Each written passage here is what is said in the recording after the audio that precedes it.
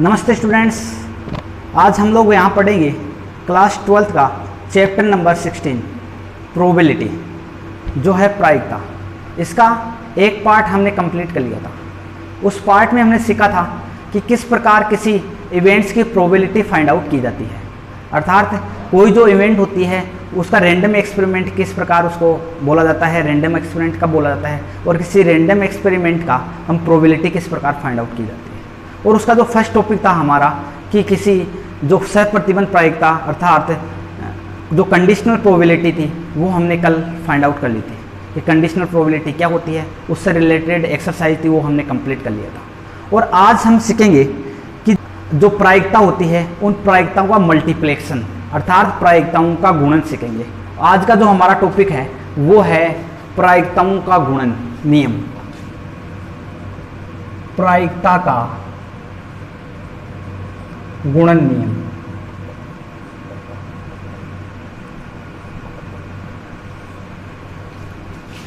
मल्टीप्लेक्शन theorem,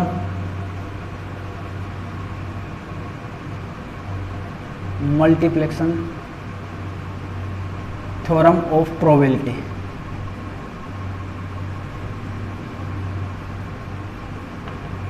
probability की मल्टीप्लेक्शन theorem अर्थात किसी प्रायिकता का जो गुणन नियम होता है वो क्या होता है। अब कल हमने एक कंडीशनल प्रोबेबिलिटी पढ़ी थी, कंडीशन प्रोबेबिलिटी,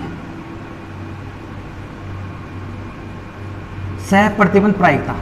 उसमें हमने पढ़ा था कि P E/F इक्वल होता है P E intersection of F upon PF। यहाँ पे हमने देखा था कि जब F घटना घटित हो चुकी है तब E घटना के घटित होने की प्रोबेबिलिटी फाइंड आउट किया था, और उसका फॉर्मूला हमने फाइंड आउट किया था कि जो इसकी अगर प्रोबेबिलिटी हम फाइंड आउट करना चाहिए तो P E intersection of F upon PF ये होता है। अब यहाँ से मैं इस PF को क्या कर दूँ, इस साइड में मल्टीप्लेक्शन कर दूँ तो यहाँ से क्या आ जाएगा P of E intersection of F, P E intersection of F, तो यहाँ से क्या आ जाएगा P of F upon P E upon F।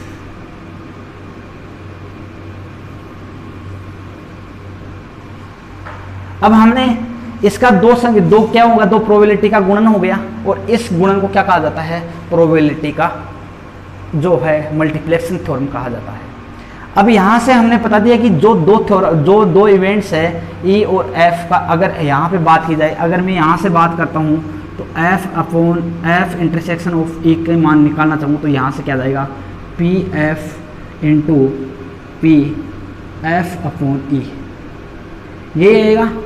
और हम जानते हैं कि ये दोनों क्या होते हैं, PF इंटरसेक्शन ऑफ E बराबर क्या होता है, ये दोनों इवेंट्स क्या होती है, इक्वल होती है। तो यहाँ से मैं क्या बोल सकता हूँ कि PF यहाँ से क्या आएगा PF into E upon F, और यहाँ से क्या आएगा P into dot F upon E। ये दोनों क्या होंगे, इक्वल होगी। तो यहाँ से मैं क्या बोल सकता हूँ कि ये इवेंट और ये इवेंट क्या होगी, दोनों इक्वल होगी, क्योंकि P E intersection of F equal होता है PF इंटरसेक्शन ऑफ E।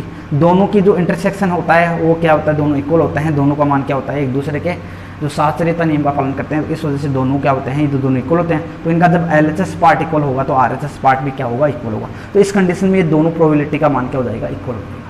अतः यहाँ से हमने क्या सीखा, यहाँ से हमने सीखा कि किसी अगर प्रोबेबिलिटी का मान हम निकालना चाहिए, अगर A इंटरसेक्शन ऑफ B का मान हम निकालना चाहिए तो हम कैसे बोल सकते हैं कि P of probability of A into probability of B कब, जब A घटना घटित हो चुकी है।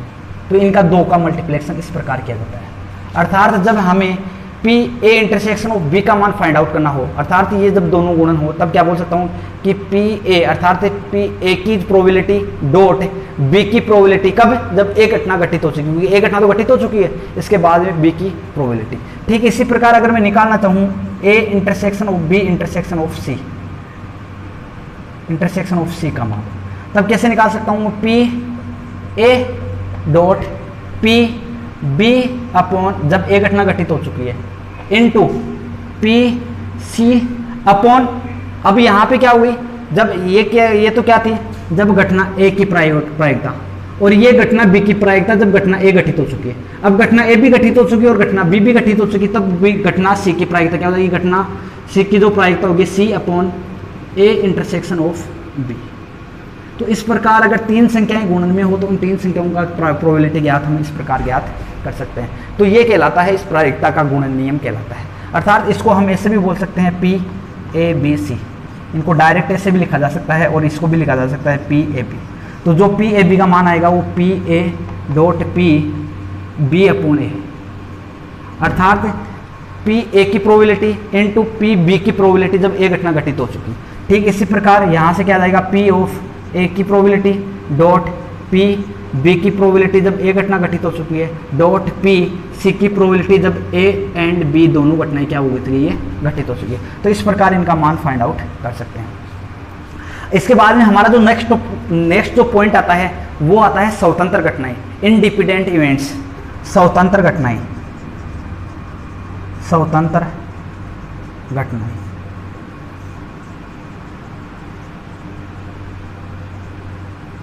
इंडिपेंडेंट इवेंट्स, अर्थात स्वतंत्र घटनाएं क्या होती है। स्वतंत्र घटनाओं का मतलब होता है कि ऐसी घटनाएं जो एक दूसरे पर निर्भर नहीं रहती है।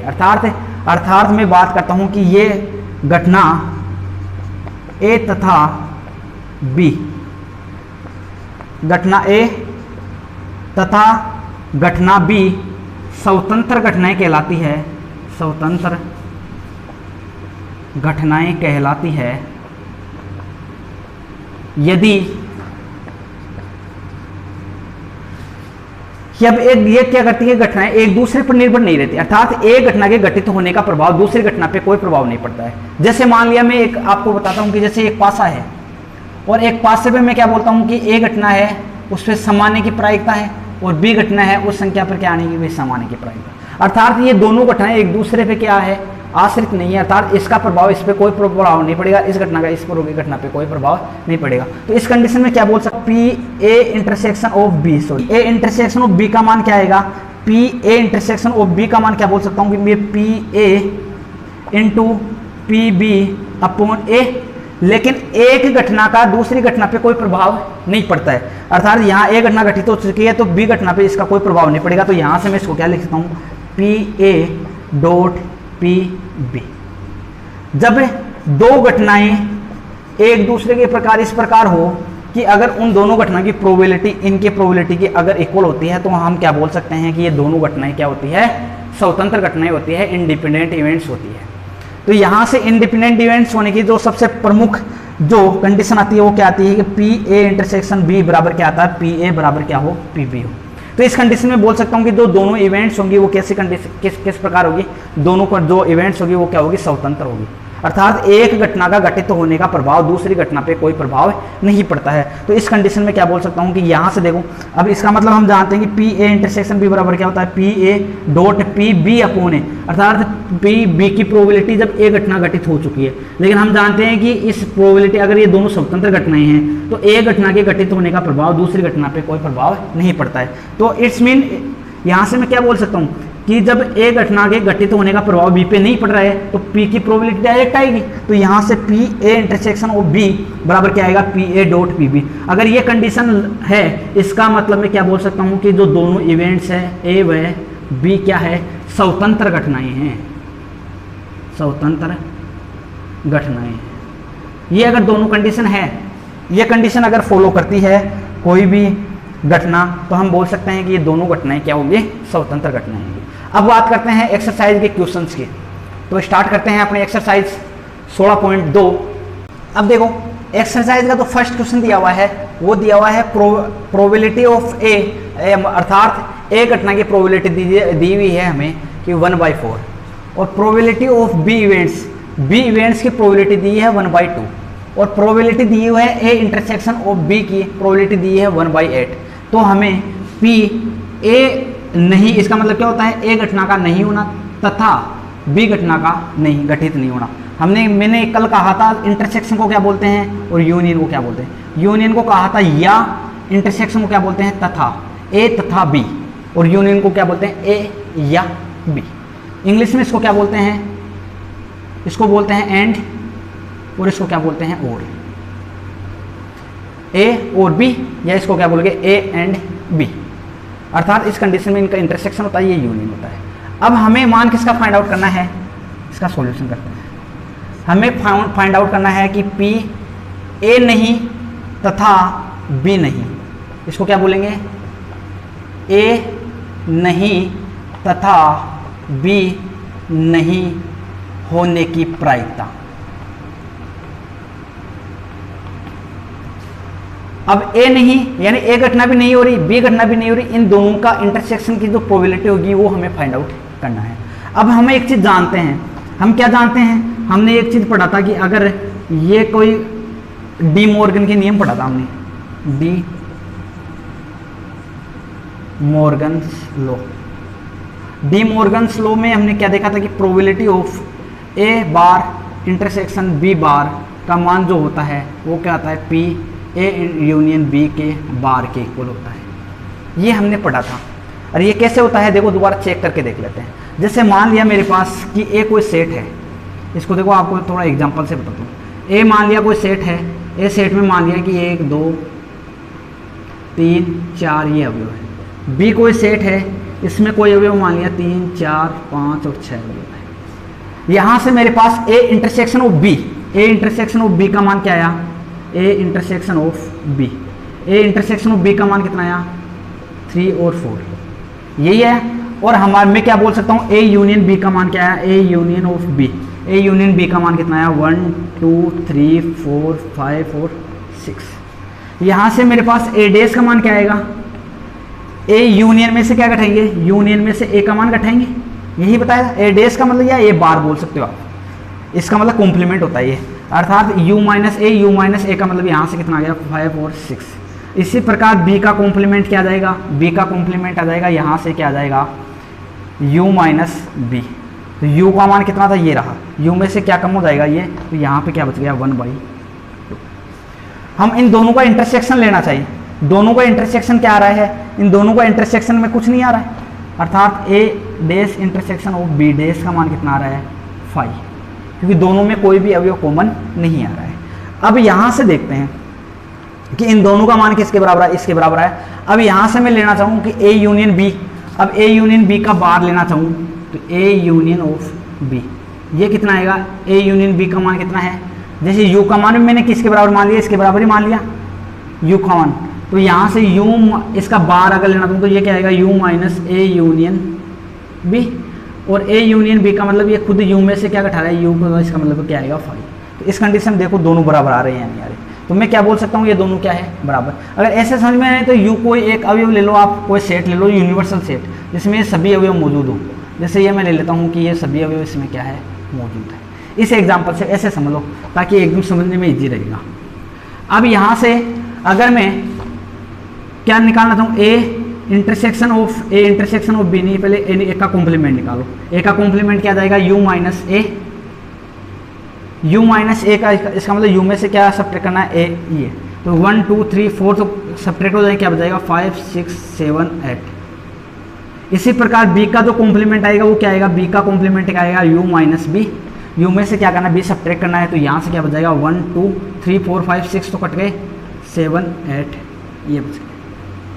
अब यहाँ से मैं क्या लेना चाहूँ कि यहाँ से मैं दिखाना चाहूँ कि ये दोनों बराबर हैं क्या, कि ए का बार इंटरसेक्शन बी, तो ए bar intersection of B bar, यहाँ से क्या आ रहा है दोनों में कोई इंटरसेक्शन आ रहा है क्या 7 और 8 आ रहे हैं, तो इस कंडीशन में दोनों क्या आ रहे हैं इक्वल आ रहे हैं। अब यहाँ से मैं लेना चाहूँ कि A union of B, A union of B का मान कितना आएगा 1 2 3 4 5 6 7, 1 2 3 4 5 और 6 यही आ रहा है। तो यहाँ से मैं निकालना चाहूँ कि इसका बार, इसका मतलब कॉम्प्लीमेंट, तो ये क्या आ जाएगा ए यूनियन ऑफ बी का कॉम्प्लीमेंट क्या आएगा U minus A union B, और यहाँ से यू का मान क्या रहा ये, इसमें से क्या सब्ट्रैक्ट करना है ए यूनियन, तो ये तो कैंसिल हो जाएगी, क्या बच जाएगा 6 तक कैंसिल हो गया, क्या बच गया 7 और 8। तो ये बताओ 7 और 8 किसके इक्वल है, यहाँ से ये इक्वल है ये रहे, अर्थात इन दोनों का मान क्या आएगा ए का कॉम्प्लीमेंट इंटरसेक्शन ऑफ बी का कॉम्प्लीमेंट इक्वल क्या होता है ए यूनियन बी का कॉम्प्लीमेंट, तो ये दोनों क्या है इक्वल है। अर्थात डी मॉर्गन का नियम से हम पर क्या लिख सकते हैं कि ये दोनों क्या है कि पी, अर्थात इनकी प्रोबेबिलिटी भी इक्वल होगी, अर्थात या क्या बोल सकते हो कि probability of A intersection of B का बार बराबर क्या होगा पी ए यूनियन बी का कॉम्प्लीमेंट। तो यहां से हमें जानते हैं, अपने एक योग नियम से अपन जानते हैं क्या होता है कि P of A union B का जो फॉर्मूला होता है वो क्या होता है, PA plus PB minus PA intersection of B। हमारे पास मान दिया हुआ PA का मान दिया हुआ है, PB का मान दिया हुआ है, PA इंटरसेक्शन B का मान दिया हुआ है। यहाँ से मैं किसका मान फाइंड आउट कर सकता हूँ, PA यूनियन B का। PA का मान दिया हुआ है 1/4 प्लस PB का मान दिया हुआ 1/2 minus PA intersection of B का मान दिया 1/8। यहाँ से इनका जो LCM लेता हूँ तो ये क्या आता है, तो यहाँ से आ गया 8 का इसमें डिवाइड किया 2 बार, ये 4 टाइम्स बार और ये -1, तो यहाँ से कितना आ गया 6/5/8। तो हमारे पास किसका मान आ गया, PA यूनियन ऑफ B का मान कितना आ गया।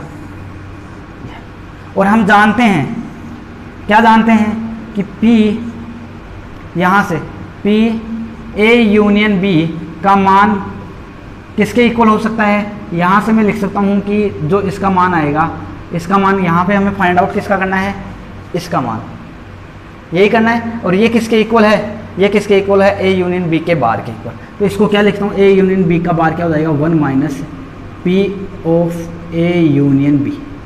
इसका बार कैसे आता है, 1 में से इसकी, क्योंकि 1 क्या होता है, सभी प्रायिकताओं का योग, अर्थात किसी भी प्रायिकता का जो टोटल मान कितना होता है 1 में से अगर इसको सब्ट्रैक्ट कर दूंगा तो इसका क्या जाएगा, कॉम्प्लीमेंट का प्रोबेबिलिटी आ जाएगी। तो यहाँ से 1 माइनस कितना जाएगा 5/8, तो यहाँ से ये कितना आ गया 3/8। तो इसकी प्रोबेबिलिटी का मान कितना आ गया, PA यूनियन B की कॉम्प्लीमेंट का कितना आ गया। और यही मान किसका था, P, ये दोनों इक्वल है, क्योंकि ये डी मॉर्गन लॉस से क्या लिखा था कि ये दोनों जो है, इन दोनों की प्रोबेबिलिटी क्या आएगी, सेम आएगी। तो इस कंडीशन में ये दोनों क्या होंगे, इक्वल। अब देखते हैं नेक्स्ट क्वेश्चन। सेकंड क्वेश्चन दिया हुआ है कि प्रोबेबिलिटी ऑफ A का मान दिया हुआ है 0.4, प्रोबेबिलिटी ऑफ B का मान दिया हुआ है P, और probability of A union B का मान दिया हुआ है 0.6। तो हमें ये भी दिया हुआ है कि A और B दोनों क्या है, स्वतंत्र है, यानी अर्थात इनडिपेंडेंट जो इवेंट्स दी हुई है। इसके बाद में हमें P का मान फाइंड आउट करना है। तो इसका सॉल्यूशन करते हैं। हमें दिया हुआ है कि जो A एंड B आर कैसी है, इंडिपेंडेंट इवेंट। सो मैं क्या बोल सकता हूँ, ये दोनों इंडिपेंडेंट इवेंट्स है। इसका मतलब क्या हो गया कि P of A intersection of B का मान क्या आएगा, PA डॉट PB के इक्वल आएगा, ये आएगा। लेकिन हमारे पास PA इंटरसेक्शन ऑफ B का मान नहीं है, PA यूनियन B का है। तो हम जानते हैं P of A union B equal क्या होता है, इसको दे दो equation number first. PA union of B का मान क्या होता है, PA plus PB minus PA intersection of B। हमारे पास PA का मान भी है, PB का मान भी है, और PA इंटरसेक्शन B का मान फाइंड आउट करना है। तो हम इसको क्या कर देंगे, इधर जाएंगे, इसको क्या कर देंगे इस साइड में पक्षांतर। तो इसको क्या कर दूंगा मैं, PA इंटरसेक्शन ऑफ B का मान क्या आ जाएगा, इसको मैंने क्या किया, इसको इधर लेके आ गया तो ये प्लस में, और इसको इधर लेके गया तो ये किस में आ गया, PA plus PB minus PA union of B। यहाँ से PA का मान दिया हुआ है 0.4 प्लस PB का मान दिया हुआ है P minus A union B का मान कितना दिया हुआ है 0.6, यही दिया हुआ है। तो यहाँ से इसको सोल्व करते हैं तो ये आ गया P माइनस 0.2, किसका मान आ गया, PA इंटरसेक्शन ऑफ B का मान। ये मान इक्वेशन नंबर फर्स्ट में सभी मान पुटअप करने पर, सभी की वैल्यू मैंने क्या कर दिया, इक्वेशन फर्स्ट में पुटअप करते हैं जैसे ही, तो हमारे पास क्या आ गया कि PA इंटरसेक्शन ऑफ B अर्थात P माइनस 0.2 इक्वल किसके आएगी, PA इंटू PB। PA का मान कितना है 0.4 इंटू PB का मान कितना है P। तो यहाँ से क्या आएगा, P माइनस 0.2 इक्वल आ गया 0.4 P। इसको इधर ले गया, इसको इधर लेके आ गया, तो P माइनस 0.4 P इक्वल कितना आ गया 0.2। यहाँ से P कॉमन आ गया तो ये क्या आ गया 1 माइनस 0.4 इक्वल क्या आ गया 0.2। 1 माइनस 0.4 कितना आ गया 0.6 इक्वल क्या आ गया 0.2। यहाँ से 0. इस P को इधर भेज दिया मैंने, 0.2 बाई 0.6, इससे कैंसिल 1/3 आ गई प्रोबेबिलिटी, अर्थात P का मान कितना आ गया, P का मान आ गया 1/3। तो इस प्रकार हम P का मान फाइंड आउट कर लिया। इसके बाद देखते हैं नेक्स्ट क्वेश्चन।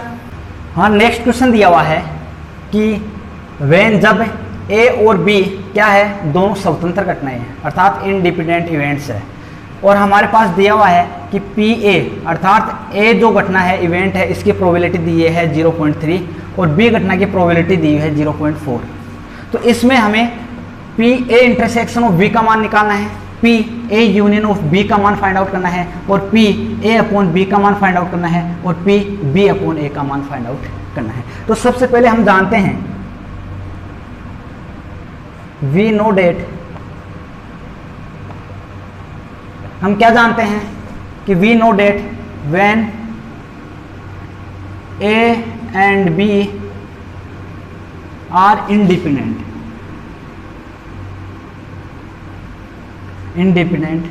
देन जब A और B दोनों स्वतंत्र घटनाएं हो तब मैं क्या कह सकता हूं, PA इंटरसेक्शन ऑफ B का मान क्या होता है, PA इंटू PB। यहाँ से हमें PA इंटरसेक्शन ऑफ B का मान फाइंड आउट करना है। PA का मान दिया हुआ है 0.3 इंटू PB का मान दिया हुआ है 0.4। तो यहाँ से इनको सोल्व करेंगे तो ये कितना आ गया, PA इंटरसेक्शन ऑफ B का मान आ गया। Second question, PA union B का मान हम जानते हैं, PA union of B, we know that लिख देना, वी नो डेट क्या PA यूनियन B बराबर क्या होता है, PA plus PB minus PA intersection of B। यहाँ से हमें पता है PA का मान दिया हुआ है 0.3 और PB का मान दिया हुआ है 0.4 माइनस 0.2। यहाँ से इनको सोल्व करते हैं तो ये आ गया 0.7 माइनस 0.14। इनको जब सोल्व करते हैं तो ये आ गया 8, ये आ गया 5.3। तो ये आ गया PA यूनियन ऑफ B का।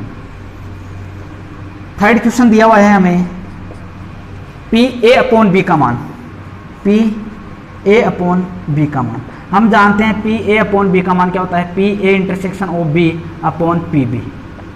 यहाँ से PA intersection of B, PA intersection of B का मान कितना है 0.12 अपॉन PB का मान दिया हुआ है हमारे पास 0.4। यहाँ से इसको सोल्व करते हैं तब ये हमारे पास आ गया 3/10।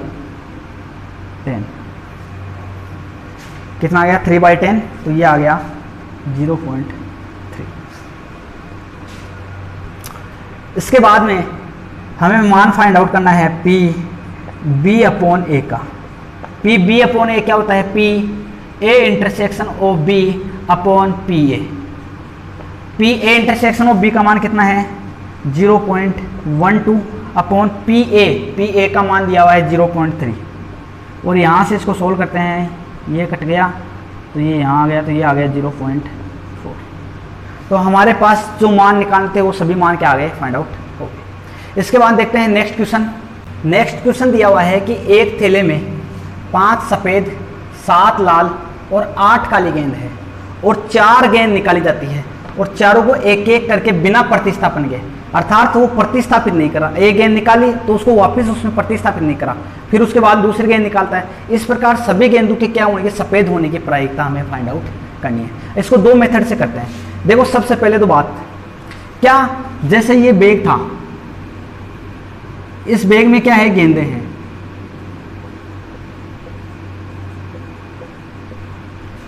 अब एक बात हो, ये क्या जो घटनाएं हैं ये घटनाएं स्वतंत्र है या नहीं है। देखो इसका पता लगाने के लिए अपन क्या करते हैं, जैसे मान लिया मैंने ये गेंद निकाली, मेरे को नहीं पता ये कौन सी गेंद है, ये मैंने गेंद निकाली, ये घटना ए थी, A1 घटना, A1 घटना, E1 घटना मान लो, चाहे A1 घटना मान लो, कुछ मान लो, E1 घटना मान लो। E1 घटना क्या थी, मैंने इससे एक गेंद निकाली और वो गेंद क्या की, मैंने निकाल लिया। अब वापस थोड़ी उसको रख रहा हूँ, अब वापस इसमें नहीं रख रहा, अर्थात मैंने एक गेंद निकाली। टोटल गेंद कितनी थी इसमें, 5 और 7 कितने हो गए, 12, 12 और 8 कितने हो गए, 20 गेंद निकाली। 20 में से सफ़ेद कितनी थी, 5 सफ़ेद है। सफ़ेद उन 5 में से क्या आएगी, 20 में से केवल एक गेंद निकाली। बात ये समझ लेना, कैसे भी हो, एक बार अपने ये समझते हैं कि 20 में से कितनी गेंद निकाली, मैंने एक गेंद निकाली। अगर मैं इसको वापस इसमें रख देता, वापस अगर इसमें प्रतिस्थापित कर देता तो इस घटना का कोई प्रभाव नहीं पड़ता। दूसरी गेंद निकालता था, क्या पता ये निकल जाए, अर्थात टोटल गेंद हमारे पास कितनी रहती है, वापस 20 रहती है। अर्थात E2 घटना वापस में क्या बोल सकता था कि E2 घटना होगी, वो भी 20 गेंदों में से कोई एक गेंद निकलेगी। अर्थात पहले वाली घटना का इस घटना पे कोई प्रभाव पड़ा गया, नहीं पड़ा। क्यों? क्योंकि पहले वाली वापस अपने क्या कर दिया, प्रतिस्थापन कर दिया। लेकिन अब क्या बोल रहा है, बिना प्रतिस्थापन के, अर्थात A1 घटना में निकाली मैंने कोई एक गेंद निकाली, अब मेरे पास कितनी गेंद बच गई, 19। अर्थात उन 19 गेंदों में से एक गेंद निकालूंगा।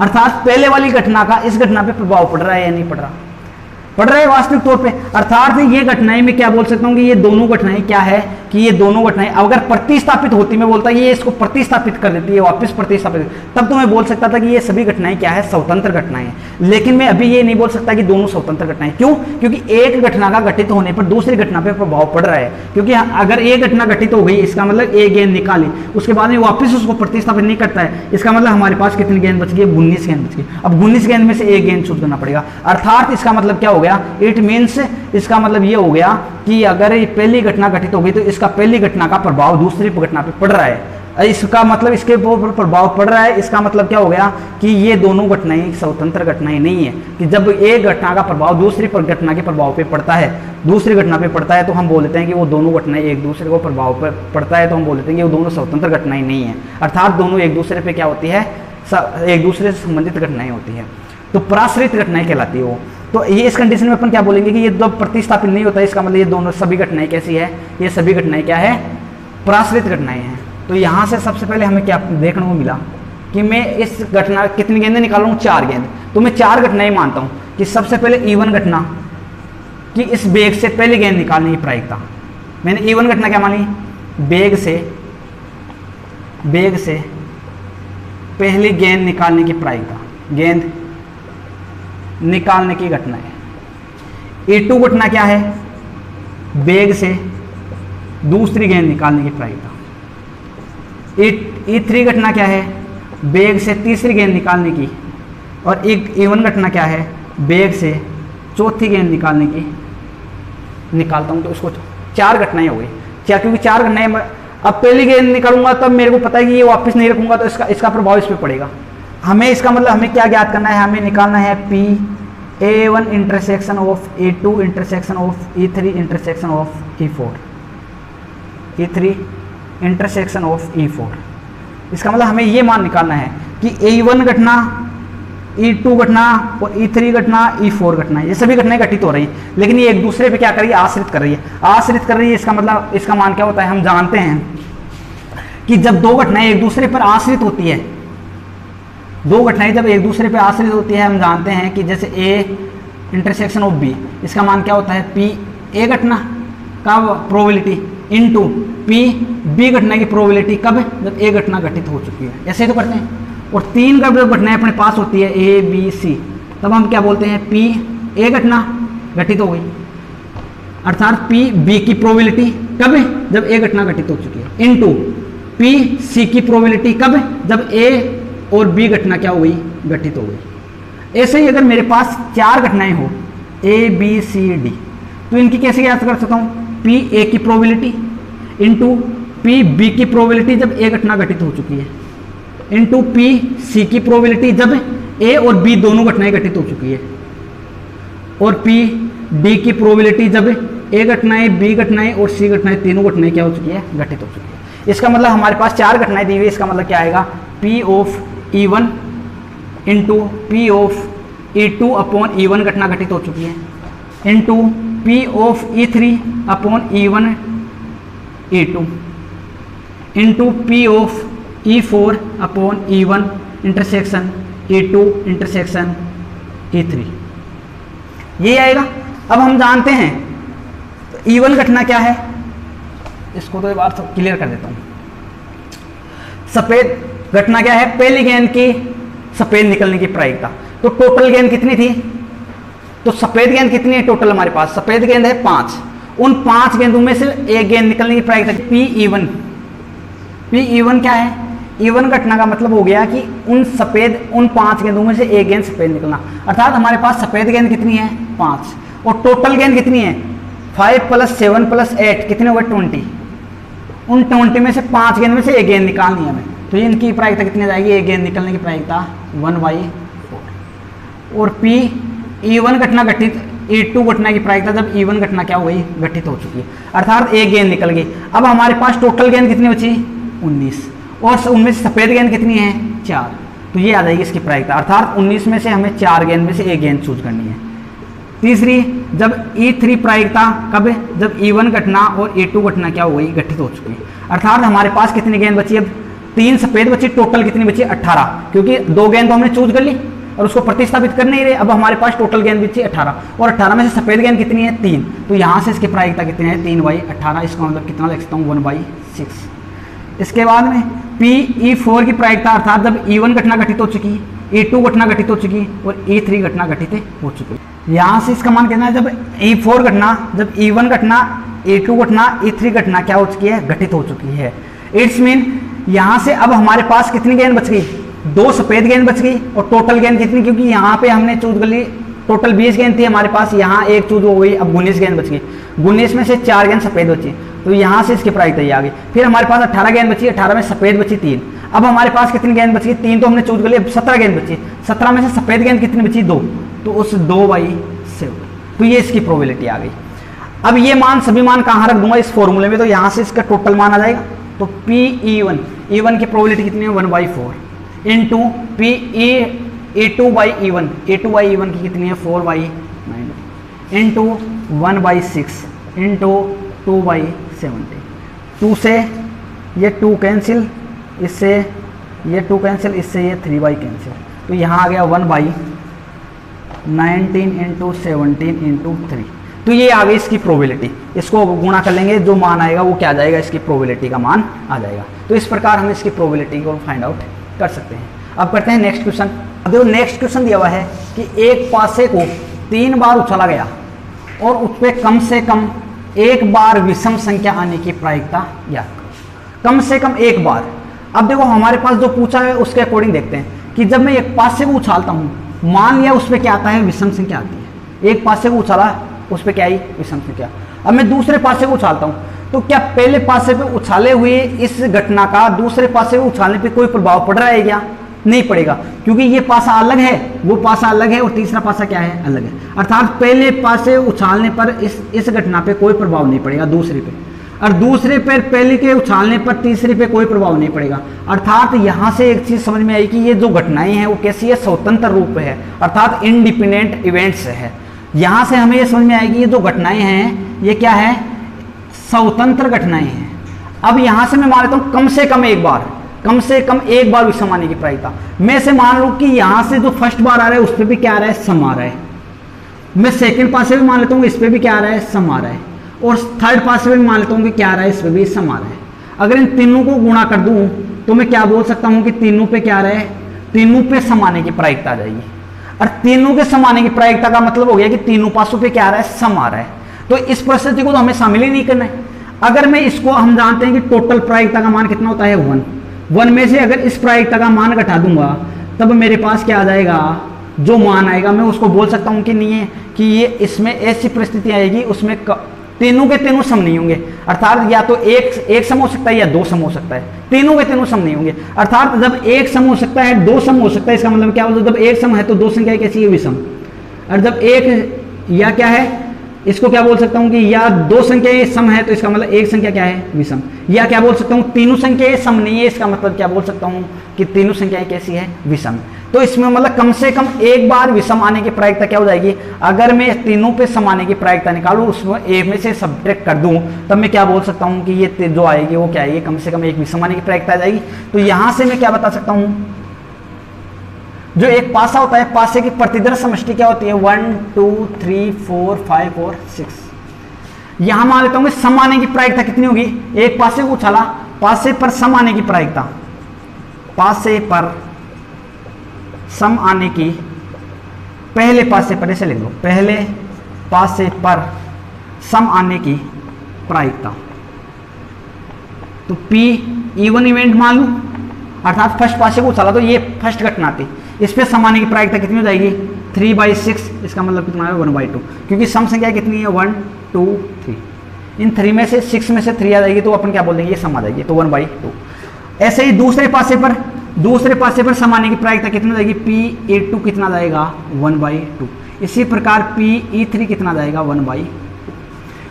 अब मैं क्या बोल रहा हूँ, तीनों घटनाएं कैसी है, तीनों घटनाएं हैं स्वतंत्र, क्योंकि एक पासे को उछालने पर दूसरे पासे पे कोई प्रभाव नहीं पड़ रहा, और इन दोनों पासे को उछालने पर तीसरे पासे पे कोई प्रभाव नहीं पड़ रहा। इसका मतलब मैं क्या बोल सकता हूं, मैं बोल सकता हूं कि E1, E2 व E3 घटनाएं इंडिपेंडेंट इवेंट से अर्थात स्वतंत्र घटनाएं हैं, स्वतंत्र घटनाएं हैं। यहां से मैं क्या बता सकता हूं कि P of E1 intersection E2 intersection E3 का मान क्या आएगा, P(E1) dot P(E2) dot P(E3), यही तो आएगा, क्योंकि जब स्वतंत्र घटनाएं हैं तो तीनों का मान यही तो होता है। हमने देखा था कि जब दो घटनाएं स्वतंत्र हो तो PA डॉट B का मान क्या होता है, PA डॉट PB, स्वतंत्र घटनाएं होती है। तब यहां से दोनों स्वतंत्र घटनाएं हैं, तो यहां से मैं क्या लिख सकता हूं, तो सम आने की प्रायिकता, टोटल प्रायिकता कितनी है, 1/2 इंटू 1/2 इंटू 1/2, तो ये कितना आएगा 1/8। तो सम नहीं आने की प्रायिकता कितनी हो जाएगी, सम आने की प्रायिकता हो गई है, सम नहीं आने की प्रायिकता, नहीं आने की प्रायिकता ये कितनी हो जाएगी 1 - 1/8, तो ये कितना हो जाएगी 7/8। यहां पे सम नहीं आ रहा, मतलब कोई ना कोई एक संख्या विषम आ रही है, एक आ रही है, चाहे दोनों आ जाए या तीनों सम विषम आ जाए, तो यहाँ पे कम से कम एक विषम संख्या तो आ ही रही है, तो उसकी प्रोबेबिलिटी कितनी हो जाएगी 7/8। तो इस प्रकार हम इसकी ये प्रोबेबिलिटी फाइंड आउट कर सकते हैं। अब देखते हैं नेक्स्ट क्वेश्चन। जो नेक्स्ट क्वेश्चन दिया हुआ है कि एक छात्रावास में 60% विद्यार्थी हिंदी का अखबार पढ़ते हैं और 40% अंग्रेजी का और 20% दोनों अखबार पढ़ते हैं, तो एक छात्रा को यादृच्छिक चयन किया जाता है, तो वह न तो हिंदी का अखबार पढ़े और न ही अंग्रेजी का अखबार पढ़ने की प्रायिकता ज्ञात करनी है। दूसरा क्वेश्चन पूछा कि वह हिंदी का अखबार पढ़े तथा उसके अंग्रेजी का अखबार पढ़ने की प्रायिकता क्या होगी, ये फाइंड आउट करना है। और तीसरा क्वेश्चन पूछा है कि एक अंग्रेजी का अखबार पढ़ती है, उसके बाद में यह घटना घटित हो चुकी है, इस घटना के घटने की क्या प्रायिकता है, ये पूछा है। अब हम जानते हैं हमारे पास जो P ऑफ हिंदी के पढ़ने की प्रायिकता कितनी दी हुई है 60%। 60% का मतलब कितना हुआ 0.6, और इंग्लिश के अखबार पढ़ने की प्रायिकता कितनी दी हुई है 0.4। 40% का मतलब कितना हो गया 0.4, और दोनों अखबार अर्थात PA इंटरसेक्शन ऑफ B का मान कितना दिया हुआ है 20%, का मतलब कितना हो गया 0.2। अब हमें पता है कि हमें वह न तो हिंदी का अखबार पढ़ती है न ही अंग्रेजी का अखबार पढ़ती है, इसका मतलब हमें मान निकालना है PA इंटरसेक्शन तथा इसका मान, और इसका मान हम जानते हैं, इसका मान कैसे किसके इक्वल होता है, इसका मान होता है P of A union of B के मान के इक्वल होता है। इसके इक्वल होता है इसका मान कि वह ना तो अंग्रेजी का अखबार पढ़ती है न ही हिंदी का, अंग्रेजी का और न ही हिंदी का अखबार पढ़ती है, तो यहाँ से इसका मान फाइंड आउट कर सकते हैं। और यहाँ से हम जानते हैं, क्या जानते हैं कि P of E union of B, PE union of H, इसका मान क्या होगा PE plus PH minus PE intersection of H। ये हमने देखा था, देखो ऐसा A यूनियन ऑफ B का मान देखा था PA plus PB minus PA intersection of B, ये फॉर्मूला देखा था। यही फॉर्मूला मैंने यहाँ पे इंग्लिश और हिंदी के लिए क्या कर दिया, यहाँ पे लगा दिया। तो P of E union F H, इसका मान है PE का मान दिया हुआ है 0.4 प्लस PH का मान दिया हुआ है 0.6 माइनस PA इंटरसेक्शन B का मान दिया हुआ है 0.2। तो यहाँ से इसको सोल्व करते हैं तो ये आ गया 0.8। और हमें पता है यहाँ से किसका मान निकालना है, इस यूनियन का किसका मान निकालना है, कॉम्प्लीमेंट मतलब पूरक का मान। तो यहाँ से हम जानते हैं P of E union of H का मान क्या होता है 1 minus P of E union of H। तो यहाँ से 1 माइनस 0.8 का मतलब कितना गया 0.2, 0.2 का मतलब कितना हो गया 20%। यही हुआ। अब देखो इसका दूसरा क्वेश्चन हुआ हिंदी का अखबार पढ़े तो उसके अंग्रेजी के अखबार पढ़ने की प्रायिकता, अर्थात इंग्लिश का अखबार पढ़ने की प्रायिकता ज्ञात करनी है जब वो हिंदी का अखबार पढ़ती है। अर्थात यहाँ से किसका मान चाहिए PE intersection of H upon PH, तो यहाँ से P इंटरसेक्शन ऑफ H, यहाँ से कितना है, P इंटरसेक्शन ऑफ H का मान है ये रहा 0.2 अपॉन PH का मान कितना है 0.6, तो यहाँ से पॉइंट कैंसिल 1/3 आ गया। ठीक इसी प्रकार प्रोबेबिलिटी ऑफ, वह अंग्रेजी का अखबार पढ़ती है तो उसके हिंदी का अखबार पढ़ने की H/E, तो यहाँ से क्या हो जाएगा P E intersection of H upon PE, तो यहाँ से कितना आ जाएगा 0.2 अपॉन 0.4, तो ये आ गया 1/2। इसका मतलब कितना हो गया 50% और इसका मतलब है 30.33%। तो ये इस प्रकार इनका मान फाइंड आउट कर सकते हैं। देखो इनको ग्राफ के द्वारा भी हम हल कर सकते हैं। कैसे, देखो